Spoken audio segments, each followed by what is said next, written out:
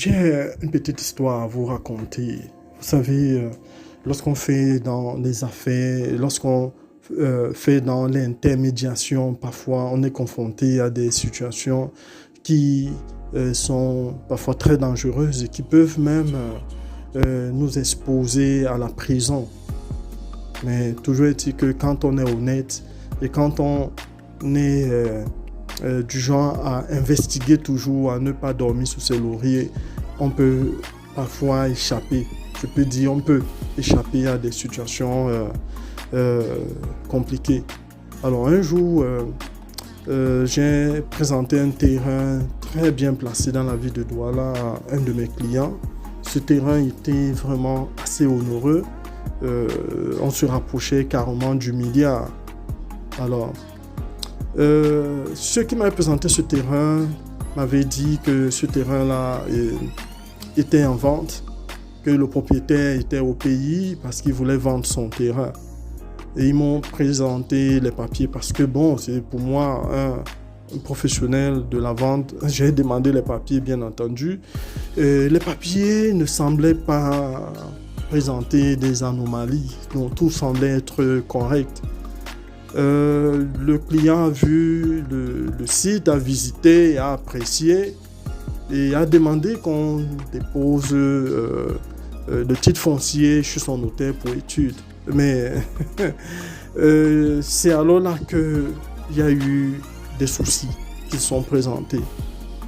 Alors, je demande qu'on me donne les documents originaux, c'est-à-dire le titre foncier original pour investiguer, mais on ne me les remet pas. On ne me remet pas les documents parce qu'on voulait creuser en profondeur.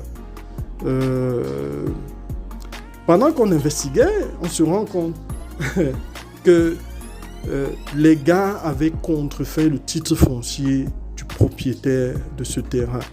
C'est-à-dire que le propriétaire de ce terrain était quelque part dans le monde en train de dormir paisiblement, mais son terrain était mis en vente quelque part au Cameroun par des gangsters. Je ne savais pas si c'était des gangsters. C'est le chemin faisant, j'ai compris que j'avais en face de moi des gars très dangereux. On a immédiatement stoppé la procédure de vente ou d'achat de ce terrain. Pourquoi? Parce qu'on avait compris qu'on allait droit dans un labyrinthe. Il fallait absolument arrêter tout. J'étais offusqué.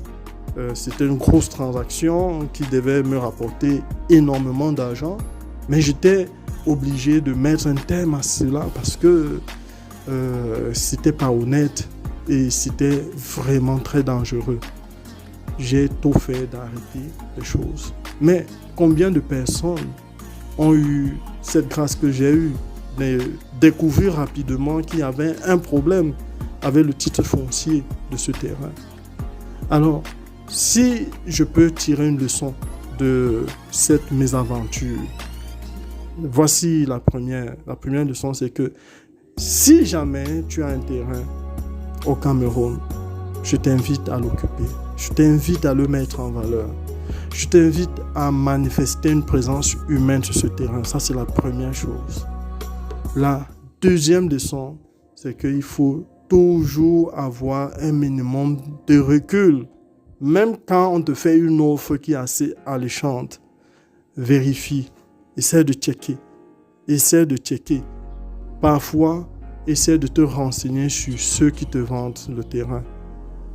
Quand tu ne fais pas des investigations, tu peux vraiment te retrouver confronté à une situation terrible qui risque de te faire perdre beaucoup d'argent, mais aussi qui peut te conduire en prison.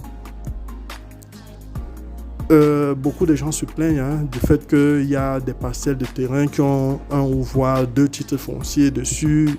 Voilà. Supposons que voilà, mon client venait, il achetait le terrain. On partait chez un notaire peut-être qui était aussi avare ou alors indélicat et qui validait la transaction.